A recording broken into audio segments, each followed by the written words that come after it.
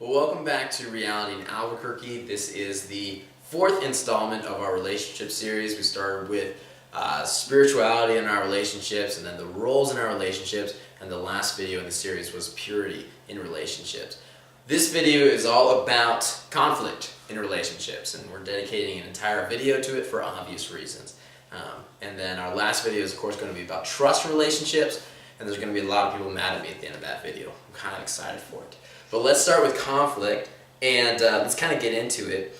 When we look at relationships today, and we look at the different kind of relationships people have, they tend to work in extremes. Basically, you have the people who are always in a fight, like, you know those people. You have those friends that, like, they're always fighting. They're always having an argument. They're always having a disagreement. Then you have those people who seem like they're never fighting. They never have a disagreement. They're always just perfect. And it's just like, it's always one of those two things. They're either trying their hardest to never ever fight, or they're always constantly in this like battle with each other. And both of them are completely unhealthy. Terribly unhealthy even. Irredeemably unhealthy, I put in my notes. That's a good word. I'm going to use that. When it comes to relationships, I like to think about relationships a little bit like my relationship with the gym. I have a relationship with my gym. I tend to have two ways of going about it. I either avoid the gym altogether, which I love, or I like go way too hard. And on one hand, I get a little bit fat, and I'm working on it. But on the other hand, I injure myself. In fact, a couple of years ago, I was working out at the gym, and I was just getting my pump on, and I was going a little bit too hard, and I slipped a disc in my neck. I couldn't lift for 6 months. So, not so good. It takes too much self-control for me to go to the gym regularly and never push myself too hard. But when I do, I feel great. I look good, better anyways, and I just feel good. You know what? I have this energy. My stomach isn't sticking out over my pants like it kind of is right now. I'm not running out of breath when I climb a flight of stairs, and I'm helping people move. It's fantastic. No one's even making fun of me. It's great. I love it. My mom stops giving me a hard time about being overweight. It's the best feeling in the world. But it just doesn't happen. Doesn't happen often at all. And when it comes to arguments and disagreements, you know what? Arguments and disagreements are good. They're healthy even. They must be gone about in a healthy fashion, though. There is a healthy way to have arguments. There's a healthy way to have disagreements. There are those people who feel the need to express their emotions and feelings in like full force and passion. Like, hey, you're in this relationship with me. I'm just being open with you. I'm going to tell you I hate what you're wearing. I'm just going to be open and honest with you. The dinner you just cooked sucked. That's not a healthy way to go about it, okay? It just seems like they are always in an argument, constantly. I've been in a relationship with those type of people. It is exhausting. And you become either one of two things. You're always walking on eggshells because you're trying to avoid an argument, or you get involved in the argument, and then you're just exhausted from that. It's such a tiring situation. And those type of people, they tend to come off as abrasive, and they frustrate you. They frustrate me. Even more frustrating, though, are the people who are never willing to have a disagreement. And I've had a relationship with people like that also. They come off as hard-hearted because they are. Someone who is not willing to have a disagreement, it's not, oh, we don't have to talk about that, it's not a big deal, let's sweep it under the rug. No, that's, I don't want to talk about it. That's, I don't care to talk about it. And that is hard-hearted. That's not facing the truth. It's not good. The Bible gives us warnings against both behaviors. So first, let's look at the abrasive behavior. Galatians chapter 5, verse 15 says this: if you keep on biting and devouring each other, watch out, or you will be destroyed by each other. So if we're constantly biting at each other and devouring each other and having this tension and arguments in the relationship, we will literally destroy each other. And you've seen relationships like that. I know you have. They're out there. You see them. On the other hand, though, Matthew chapter 5, verses 23 through 24 says this: therefore, if you are offering your gift at the altar, and there remember that your brother has something against you, leave your gift there in front of the altar. First, go and be reconciled with your brother. Then come and offer your gift. We need to avoid extremes in our conflicts, but above all, we have to face our conflicts. The main ingredient in conflict resolution is unfortunately the rarest thing you see in a relationship nowadays. It's listening. And listening is a pretty simple thing, but usually you assume that it just means hearing and processing the information that's been presented to you, but it's simply not. If you were to tell a 5th grader E equals mc squared, they would definitely have no idea what that means. The exact same reaction, that confusion and wonderment, bewilderment even, should come into a relationship when, for instance, a woman says to her boyfriend or her husband, "I'm just tired." We have no idea what that means. We should be perplexed, confused, and we should want like diagrams. That's what we should need to understand what "I'm just tired" means. We have no idea what that means. And so we should treat it as a science project almost. We have to be an active communicator. We can't just hear that and say, "Oh, okay, we'll take a nap."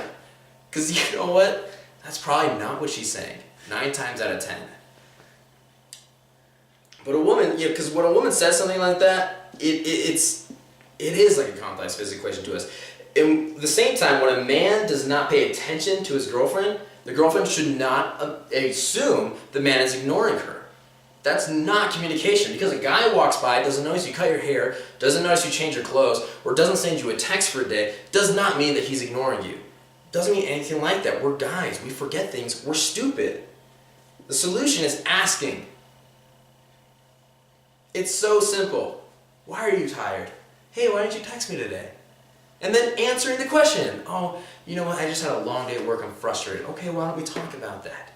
Let's talk about your day at work. Oh, I didn't text you because I had this thing going on with my friend, his car broke down, I was just busy, I'm so sorry, I totally forgot to text you. Oh no, what happened? Let's talk about it. Voila, you just avoided 2 huge arguments. I mean, but it sounds so simple, but you can see how that would never happen. Most people are going to say, "Hey, you didn't text me all day, I'm not texting you, I'm not talking to you, you've just been ignoring me all day. Done. No communication, no questions asked, that's it. I noticed what you did, I'm going to react accordingly, and that's going to be justice." And the guy is going to say, "Oh, you're just tired? Cool, take a nap." The next day she's like, "You don't even listen to me." And you're like, "I don't know what you're saying. You were tired, I told you to take a nap. That's a healthy thing to do when you're tired." All you have to do is ask the questions though. So there's an exercise that if you're in a relationship, I want you to be aware of. Because this is a relationship that if you've been in marriage counseling, you've been told before. And if you're gonna do marriage counseling, you're gonna be told this. I don't know what the actual technical term is. I'm sure there's some convoluted, pompous word for it, but I call it the "so what you're saying is" technique. And it's pretty simple. Somebody says something to you, and you repeat it. That's it. So, for instance, you're in a conflict, or you sense a conflict is going to arise, or you're just not quite sure what's going on with a person, and you want to make sure that you've heard them correctly. So you just repeat what they said to you in their own words. So a girl says, "I'm just tired," and the guy says, "So like you need sleep?" Pretty simple. Because the answer is going to be, "No, I don't need sleep, I'm tired." And we're going to say, "What?" Okay.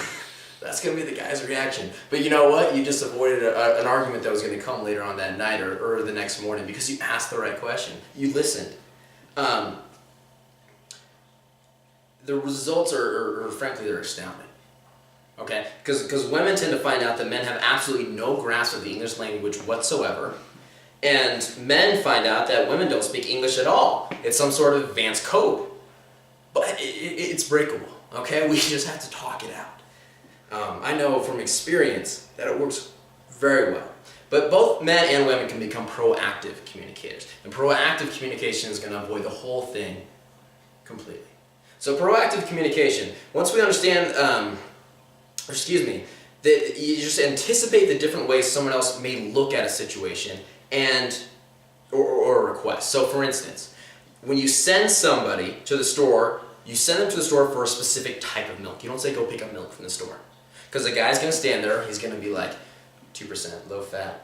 If I get low fat, she's going to think I'm calling her fat. Does she like low fat? Is it 2%? Does she like skim? Whole milk? If I get whole milk, do I look fat? Like, that's what guys think when we look at milk. A girl's like, go get milk. We've had the same milk in the house for the past 10 years. A guy gets there and is like, what milk do we drink? Oh my gosh, I didn't know there were this many. What is coconut milk? Is that milk?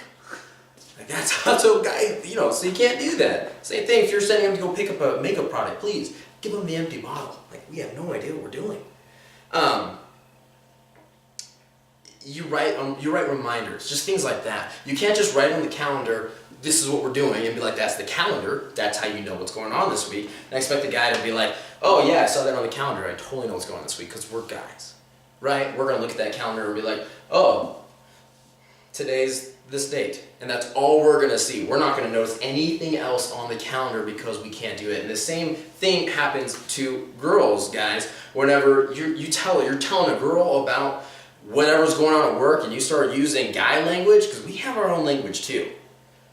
They have no idea what we're talking about. They're going to be nodding and smiling and think, oh yeah, you look so handsome today. And that's what their reaction is. You have to break it down. You have to say, hey, you know how at your work you have that one girl? At my work I have a guy who's kind of like that. It's not that hard, but if you can't break it down like that, a girl's not going to know what you're talking about because we speak different languages. So be proactive in your communication is all I'm saying. Now listening and communicating, it just lays the foundation for resolution. So once you understand a conflict, then we have to deal with the conflict. And this is a whole different situation. We could done an entire series on conflict resolution. I just don't want to. Go get counseling. The single most important thing in competition is just security. You have to feel secure whenever you're in a conflict. If you don't feel secure, then you can't have a healthy conflict. You can't have a healthy argument even. Because the whole time you're thinking, oh my gosh, this person is going to leave me. Oh my gosh, this person is going to hate me. This person's not going to talk to me. You're having all these thoughts, and so you can't participate fully. Or the other person may be having those thoughts about you, and so they can't participate fully. And it doesn't help.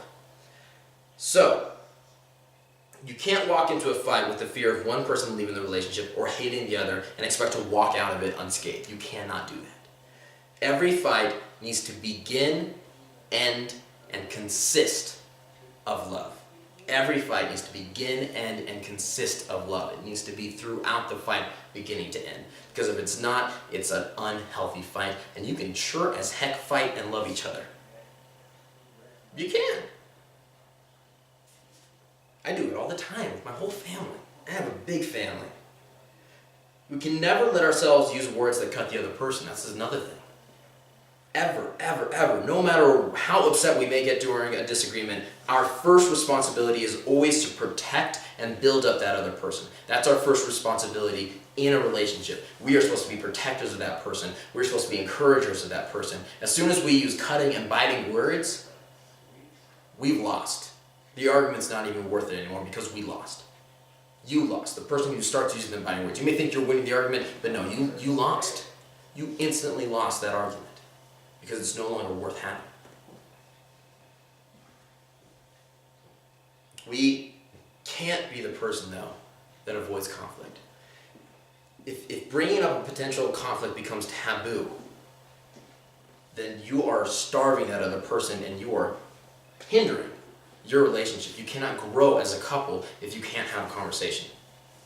It's like, oh, well, we have conversations all the time. We talk about our day and dinner and what we're going to do and what we do at the church and our friends. That's not a conversation. You have to be able to have a disagreement, have conflict. You have to be able to say, I hate the way this wall is painted. We're repainting it. Well, we can't do it this week. Then next week, okay. Argument settled. I mean, it's not always going to be that simple, but you need to have those talks. You need to have those conversations. Some of them are going to be trust issues. We're going to get into an entire video just about trust, because I know how big that is in a relationship. So we're going to have an entire video about it. And that's the next one we're going to post. It's really good. I finished writing it.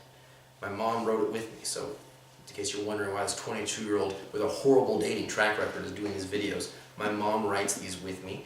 She's been married for almost 50 years, so she is credentialed, if you will. Being unwilling to face conflict prevents emotional stability. Being unwilling to have a calm argument prevents emotional intimacy. Either a person will feel like he can't express himself, or a person will feel like he can't disagree. And those are the two extremes. The result is the exact same. In either case, it's instability. Your relationship becomes unstable. The effects go way deeper than just the peaceful atmosphere in the home. It affects the very trust of the relationship. And I'm going to touch just briefly on something we're going to go into much deeper. I'm going to talk about trust. Trust is not key to a relationship.